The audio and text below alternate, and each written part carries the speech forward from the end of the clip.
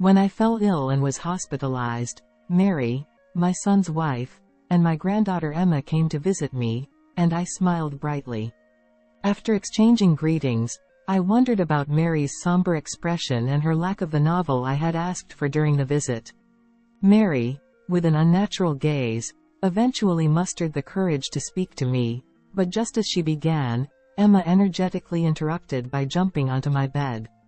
Emma asked, "Grandma, will you get better after the surgery?"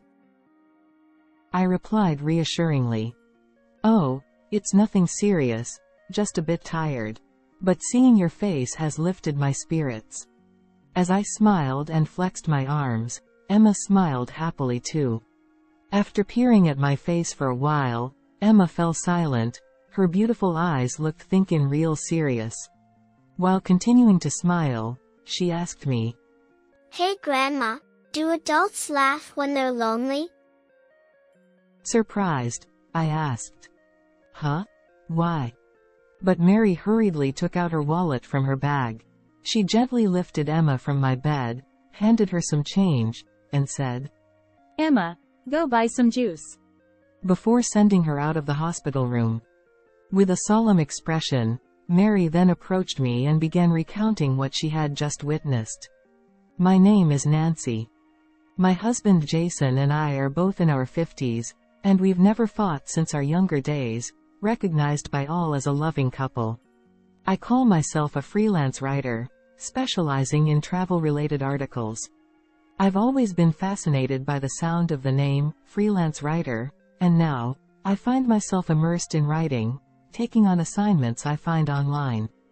Jason works for an online gaming company, handling tasks like system development. But his job keeps him incredibly busy, often leading him to spend nights at the office when deadlines approach. We live near our son and his wife, with whom we share an excellent relationship.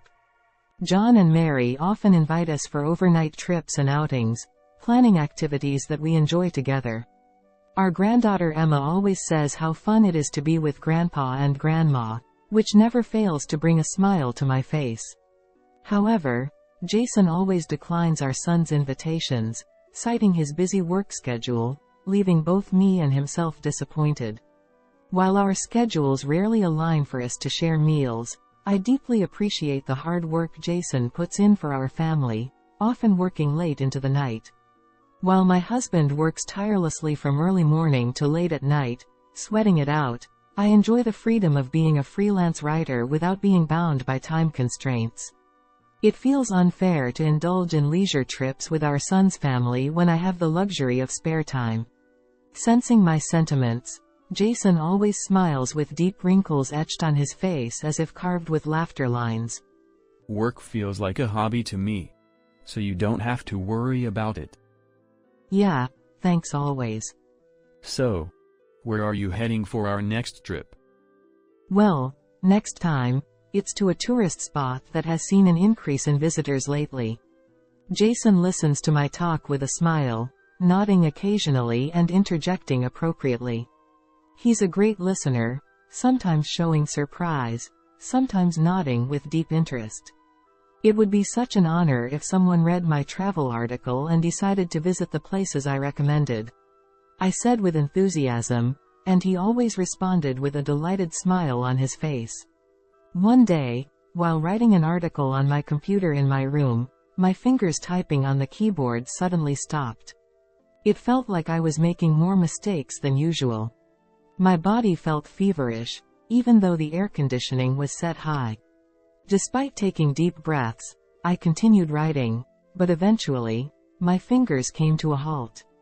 I recognized the signs from past experiences. I had a fever. I glanced back at the words on the computer screen, letting out a heavy sigh. With deadlines looming, I couldn't afford to rest just because of a fever.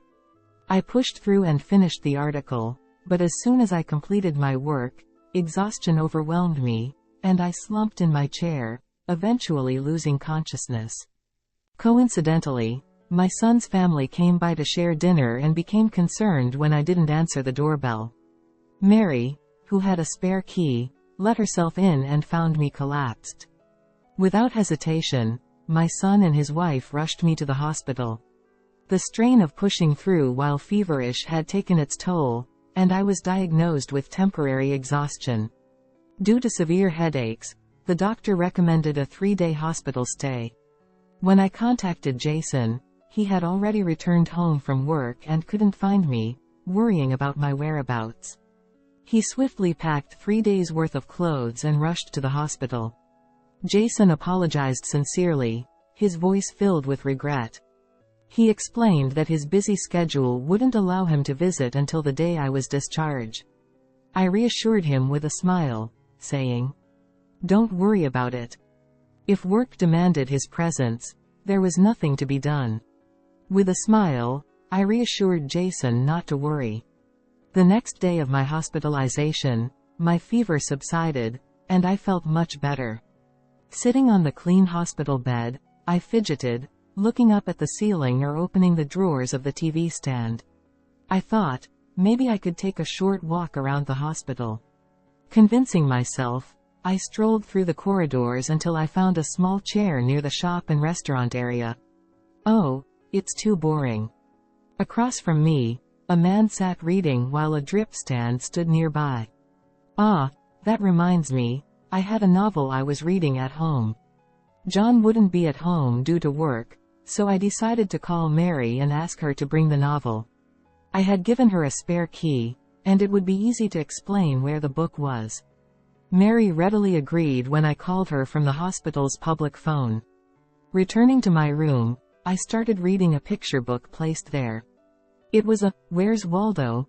book, and as I earnestly searched for Waldo, 2 hours had passed. Mary came to visit, and I looked up from the book, feeling a strange sense of guilt for what felt like the most unproductive use of time in my life. I returned the book, smiled at Mary and Emma, and said, "Thank you so much, Mary." After greeting them, I couldn't help but wonder about Mary's somber expression and the absence of the novel I had asked for. Mary, with an unnatural gaze, eventually mustered the courage to speak to me, opening her mouth to convey something. But just as if to intervene, my granddaughter Emma jumped onto my bed with her small body, full of vigor. Grandma, will you feel better after the surgery? Huh? Oh, it's nothing serious. Just feeling a bit tired, that's all. But seeing your face has completely cheered me up. I smiled and flexed my arms, and Emma, seeing that, smiled happily too. After peering at my face for a while, she fell silent, her eyes looked like thinking something serious. I continued to smile as I looked into her beautiful eyes as if pondering something. Hey Grandma, do adults laugh when they're lonely? Huh? Why do you ask? Because, when I went to Grandpa's house earlier, there was a girl I didn't know, and Grandpa and she was having a party together. Even though you're in the hospital, Grandpa seemed really happy. I see. Grandpa is sneaky. Having a party when you're not around. I saw it. They were having amazing food and delicious-looking juice at home. I didn't know how to respond to Emma's confession.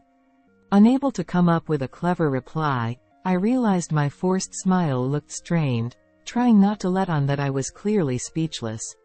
Mary lifted Emma from my bed, handed her some change from her wallet, and sent her out of the room to buy juice.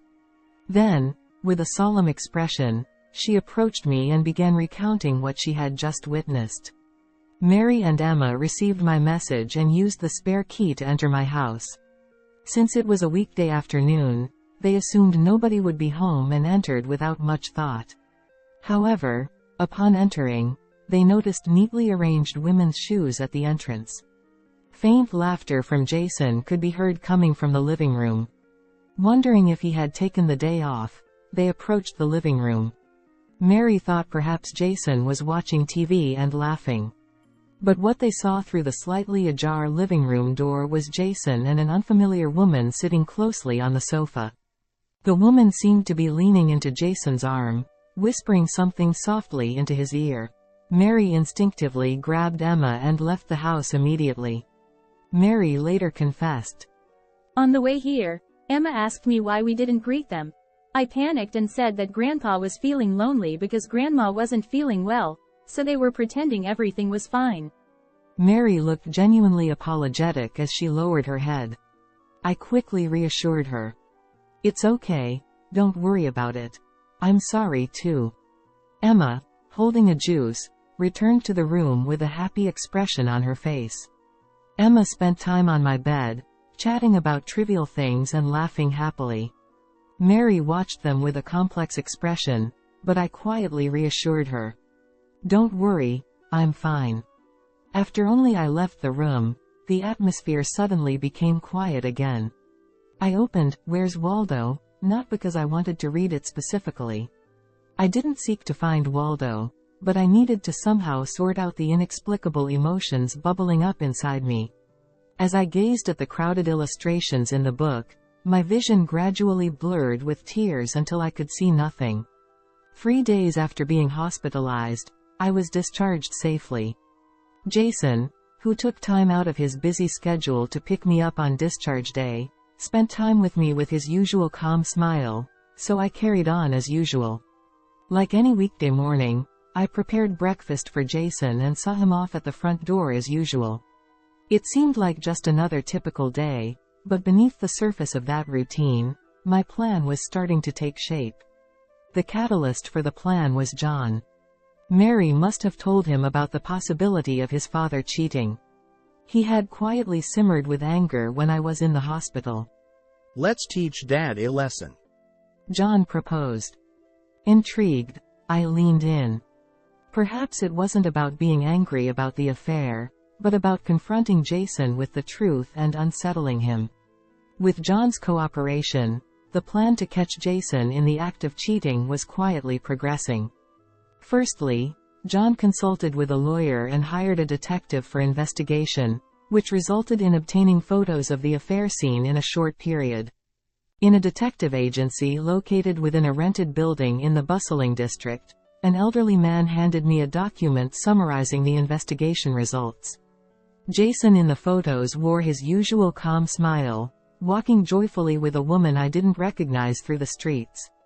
Despite obtaining conclusive evidence, I couldn't bring myself to blame him. Being cheated on is undoubtedly saddening, yet it's a fact that he has worked hard to provide for the family. Should I overlook the gratitude I feel for his efforts and focus solely on the infidelity aspect of our marriage? If I confront him with the evidence of his affair and it leads to divorce, what would become of my current life? After leaving the office, I stood still in the bustling downtown, feeling like I had lost my way. Even if I were to condemn my husband based on the results of this infidelity investigation, what would become of my life? With such uncertain future looming over me, I sat facing my computer in the living room. My job as a writer consisted of small articles and columns, but I wondered if I truly earned trust by persisting in it for so long. The requests never stopped coming in.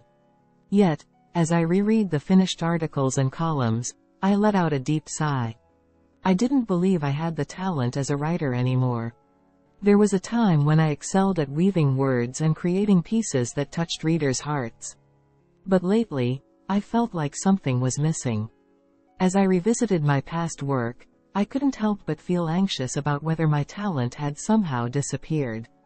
Was it because I was emotionally weakened by my husband's infidelity? Despite questioning myself, I shook my head involuntarily. It wasn't that I had changed. Perhaps, in this process of searching, adversity and setbacks were necessary. When I first started working as a writer, it was incredibly enjoyable. Transforming my thoughts into words and having someone read them brought me immense joy. However, such enjoyable moments couldn't last forever, and there would inevitably be periods of stagnation and trials along the way. As I mulled over such thoughts, the home phone rang. It was the detective I had hired for the infidelity investigation. Though his face was mostly a blur, I remembered his air of suspicion. Without much preamble, the detective asked, Have you read the final line? I haven't really gone through it thoroughly, I responded. The detective explained. Given that my task was an infidelity investigation, I initially thought it unnecessary, but I happened upon an intriguing fact. If you aren't aware, I presumed your son wouldn't be either, so I subtly included it in the report. Ah, I see. The detective continued. Due to my profession, I've conducted numerous infidelity investigations, and the behavioral patterns of cheating men are almost identical. It's likely due to similar brain structures. However, I could discern the detective's amusement as he chuckled over the phone. Your husband's behavior has been peculiar since the first day of surveillance.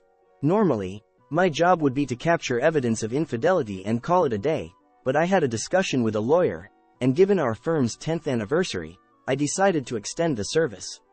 The detective explained. After hanging up, I revisited the infidelity investigation materials. As I read through the contents, I took a deep breath. I couldn't help but feel deeply affected by the words my granddaughter Emma had said to me. Her clear eyes, devoid of any doubt, had posed such a straightforward question: why do you smile when you're lonely? A month later, I informed Jason that I was going on a trip with my son's family and smiled at him as he saw me off at the doorstep of the house. Pulling a lightly packed carry-on bag, I headed towards the station. Drifting aimlessly on the train, I gazed at the scenery passing by the window. In my youth, trains were always our mode of transportation for dates with my husband. Until we got married, we never owned a car, so we always met at a quaint cafe near the station, known for its specialty teas. The menu meticulously listed names like Candy and Dinbra alongside each type of tea leaf. We'd both arrive 30 minutes before our usual meeting time, and he always ordered Maloo tea. Maloo, derived from the hibiscus flower, brewed into a blue tea reminiscent of tropical seas, accompanied by thinly sliced lemon that, when lightly squeezed, magically turned pink. Beautiful, isn't it? My husband murmured, looking not at the beautifully adorned Maloo tea but at me. I couldn't help but smile wryly at his usual remark. Looking back now, we must have seemed like foolish lovers, but back then, I was undeniably happy. Despite the anger and frustration of being cheated on, what comes to mind is always Jason drinking Maloo tea back then. I enter a cafe without much thought, looking for something familiar. Maloo tea isn't on the menu.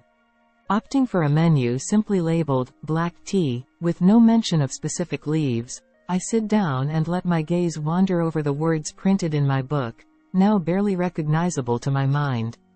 I killed time like this for a while. Staying in the same cafe feels uncomfortable, so I move on to another. Maloo tea isn't offered there either. I wander the streets absent-mindedly, entering random cafes that catch my eye. And as I scan the menu items, I feel a slight disappointment in not finding the name I've been unconsciously searching for. The Maloo tea that resides in my memories is slowly fading into vague hues in my mind. At night, I returned home. As usual, I inserted the key into the lock and took off my shoes at the entrance before heading to the living room. There, as expected, I found Jason and a woman. They were both speechless, frozen in time with their eyes wide open. Soft classical music played from the built-in speakers, and stylish hors d'oeuvres adorned the table, indicating they had finished their meal. Steam rose from the blue mallow tea they seemed to have been about to drink together. Neither Jason nor I spoke. The serene music filled the living room as we shared a strange moment of just gazing at each other. Eventually, John arrived, making a racket, and upon spotting Jason, he exaggeratedly sighed. Mary, standing behind John, peered anxiously at the scene. Hey, what kind of party is this? Don't mind if we join, right? Hold on a second. What's your intention here? All of a sudden. As Jason got up from the sofa, the woman beside him grabbed his sleeve, looking frightened. She was a plain, younger woman than me, with unremarkable features. She wore faded jeans and a slightly worn-out hoodie. Barely wearing any makeup, she whispered in a modest voice. No, that's not true. His lover interjected. We don't have the kind of relationship everyone here is thinking about. John replied. Oh really? But we have some evidence, like these photos. He proudly held the photos in front of her face. The images depicted the two of them strolling through the streets and dining together, looking close. The woman, avoiding eye contact with the photos, smiled faintly with a hint of sadness. I may not be famous, but I'm a stage actress, she confessed. Jason explained. Yeah. She's an actress. And she's studying cheating experiences for a role. That's why she's giving acting lessons on infidelity. Don't get the wrong idea. Surprised by the unexpected revelation of her being a stage actress, John and Mary exchanged glances. The woman calmly explained the sequence of events. She admitted to having meals alone with Jason in this house and engaging in activities that resembled dates in town. However, she insisted that it was all part of her role preparation as an actress, with Jason's cooperation. There was indeed no concrete evidence proving a romantic relationship between Jason and the woman. When I asked why Jason would cooperate with such a thing, the woman, who had seemed plain until then, suddenly gave me a seductive look. Wasn't it because he felt lonely? She said. Lonely? Jason said so. His wife is always traveling and doesn't pay attention to him. He said he doesn't have time to be with his wife because of work. I knew that whenever I, who usually works from home, mentioned going on a trip, Jason would take advantage of the opportunity to invite the woman over to our house and indulge in luxury. He often tells me he has to stay at the office for work, but I know he's actually meeting with the woman. I know that when Jason always says he's busy with work, it's all lies. He actually finishes work on time every day and spends his evenings out late playing around. I know that every kind smile from my loving husband is a lie. But if I were to confront him about all of this now, everything would break and disappear like bubbles. Was I under a spell from the moment I met him? That mallow tea we drank at the cafe felt like magic. It was so beautiful. If I were to leave this place now with a smile, saying, "Oh, it was nothing, sorry for misunderstanding," it would be like giving tacit approval to his affair. Struggling to find the right words to respond, Mary comes over and embraces me. Nancy, it's okay. Don't force yourself. People don't pretend to smile when they're feeling lonely or sad. Those who wear expressions opposite to their emotions are usually lying. Despite it being baseless, Mary's words made me smile involuntarily. Right, that's true. People don't smile when they're lonely. I can't imagine living as a partner with someone who justifies filling the void in their heart by pretending everything's fine with a smile. This is fine. I've been pretending to be fooled by Jason's kind smile all this time. Acting as a foolish wife. Perhaps I've been deceiving myself into believing I couldn't live without it. Always a housewife, continuing a hobby-like job, I've become too accustomed to living comfortably and have almost forgotten how I truly wanted to live. Maybe it's time to think more realistically about publishing what I learned during my travels as an article for the world to read, and to envision a future where someone would read it. Turning away from my always gentle and kind husband, I must now become independent. I can't believe his lies anymore. I'm divorcing you, Jason. I declare. I've told you multiple times. It's a misunderstanding. Just because I'm helping her with her acting practice doesn't mean it's evidence of cheating. And I can't afford any alimony. Well, it may not be enough evidence for alimony in court. But John and Mary are on my side. And even our relatives wouldn't side with you given the circumstances. Jason gives a resigned smile and runs his hand through his hair. Suddenly, I hand over the dossier from the detective's investigation and point to the contents. Looking down at the part 1 pointed at, Jason's fake smile finally fades, and his face turns pale. It's unrelated to the affair investigation, but it's Jason's savings balance that the detective uncovered. His savings exceeded $1 million. So, you won the lottery a year ago. Congratulations. $1 million is quite impressive. Well, this is. You've also been returning home from work on time every day and taking a lot of paid leave, it seems. Did you think having money would make everything okay if your affair got exposed? I glare sharply at his mistress. Even in a normal divorce, I'd get $500,000. If you don't admit to the affair, I'll push through the courts no matter the cost. But if you admit to the affair here and now, I'll only go after Jason for alimony. You were after Jason's money anyway, right? After a moment of contemplation, the woman nods slightly with her head bowed. It seems John and Mary are struggling to keep up with the sudden turn of events. So, to put it simply, I'm divorcing Jason. That's all there is to it. After that, the divorce was finalized smoothly, and alimony was paid. Property division was settled, and although Jason was left with a substantial amount of money, he had already lost motivation for work after winning the lottery and was demoted to a less significant position. The woman he had been dating for a while also decided to break up with him as Jason's financial situation deteriorated over time.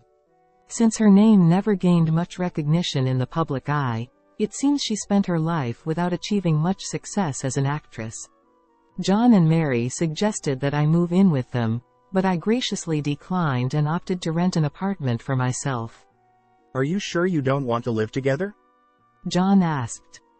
With all the money I have, I could travel around the country freely. I replied. I'm determined to live my life to the fullest from now on because it's my life. Pretending not to see someone's true colors or turning a blind eye to lies doesn't suit me anymore. I intend to communicate my thoughts clearly to those around me in the future. Currently, I'm enjoying my new career as a traveling journalist, a job I had given up on for years due to household chores and child-rearing responsibilities. I receive replies and supportive emails from readers, along with letters like, I visited the same place. Each time I read them, my once blue-tinted heart gradually turns into a warm red, reminiscent of lemon-infused mallow tea, with a hint of lingering sourness but clear warmth spreading throughout.